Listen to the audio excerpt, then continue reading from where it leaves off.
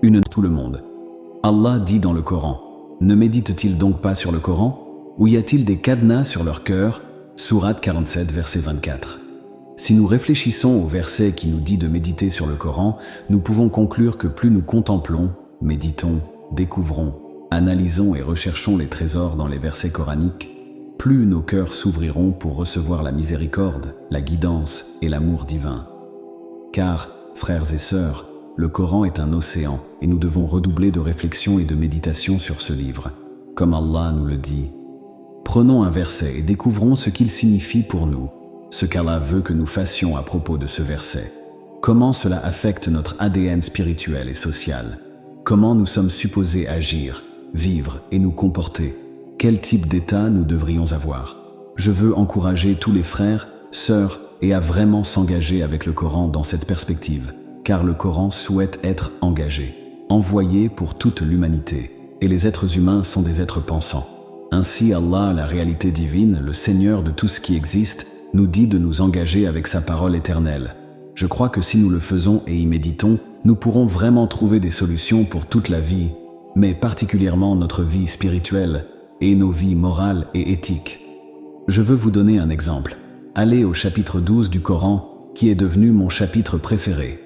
Mais c'est la beauté du Coran, chaque fois que vous comprenez un chapitre, celui-ci devient votre préféré. Dans cette histoire, il appelle Yaqub alayhi salam à souffrir et à être en détresse. Mais nous savons qu'il était en détresse parce que Youssouf, son fils bien-aimé alayhi salam, et Binyamin, son autre petit-fils, manquaient aussi, et il était en détresse. Il dit dans le chapitre 12, verset 86, « Je ne me plains de ma peine et de ma tristesse qu'à Allah, et je sais de la part d'Allah ce que vous ne savez pas. » Du point de vue de l'état d'être, disons que nous sommes déprimés parfois dans la vie, vraiment bouleversés, où nous ne savons pas où nous allons et nous avons cette sorte de crise existentielle. Qui sommes-nous? À qui appartenons-nous? Que sommes-nous? Pourquoi sommes-nous tristes? Toutes ces questions auxquelles nous ne pouvons vraiment pas répondre correctement, nous n'avons pas vraiment réfléchi à ces questions correctement parce que nous avons tous besoin de rappel. Ainsi, nous pouvons être dans un état de souffrance et de chagrin. Yaqub alayhi salam, père de Youssouf alayhi salam, dit qu'il souffre ici et qu'il est en deuil. Mais regardez ce qu'il fait. Il dit « Je ne me plains de ma souffrance et de mon chagrin qu'à Allah ». C'est le premier point de contact dans votre détresse et votre chagrin, vous plaignez à Allah. La deuxième pièce de conseil, qui est assez significative, est dans le conseil qu'il donne à ses fils et il dit « Et ne désespérez pas de la miséricorde vivifiante d'Allah, car en effet, celui qui désespère de la miséricorde vivifiante d'Allah est celui qui rejette activement la vérité. » Il y a donc des leçons ici.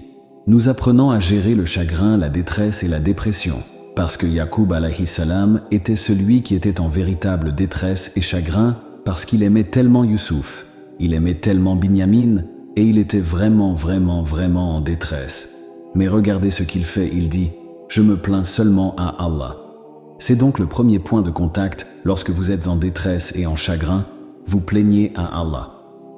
La deuxième pièce de conseil, qui est tout aussi significative, se trouve dans le conseil qu'il donne à ses fils. Il leur dit de ne pas désespérer de la miséricorde vivifiante d'Allah, car celui qui désespère de sa miséricorde est dans un état actif de mécréance, qui rejette la vérité. Cela signifie que l'un des moyens de sortir de ce chagrin et de cette dépression est de conseiller sincèrement les autres et de leur rappeler la miséricorde d'Allah. Yaqub alayhi salam était en détresse et en chagrin, mais il a conseillé ses fils sincèrement et leur a parlé de la miséricorde, de la compassion et de l'amour d'Allah. La manière de sortir de ce chagrin et de cette détresse est en fait de faire cela. Conseiller les autres sincèrement et leur rappeler la miséricorde d'Allah. Il n'est donc pas étonnant que de nombreux conseillers et psychothérapeutes étaient en fait déprimés et se sont lancés dans ce métier pour s'aider eux-mêmes, car conseiller les autres les aide réellement. Continuez donc à réfléchir sur le Coran, frères et sœurs. Si vous vous sentez un peu en détresse, un peu en chagrin, reposez-vous sur Allah.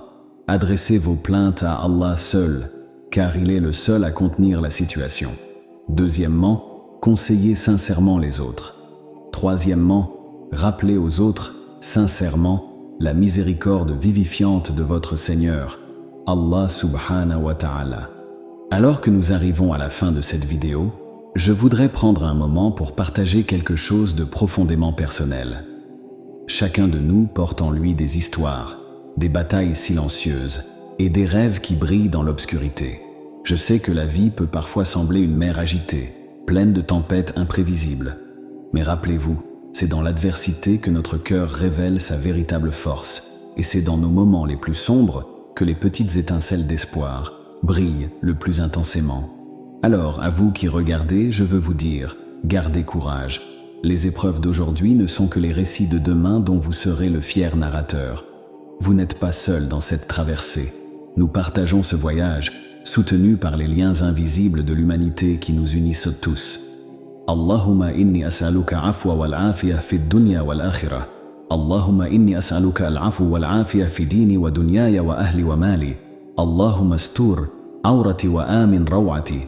Allahumma ihfadhni min bayni yadayya wa min khalfi wa an yamini wa an shimali wa min fawqi wa a'udhu bi'adhamatika an ughtala min tahti.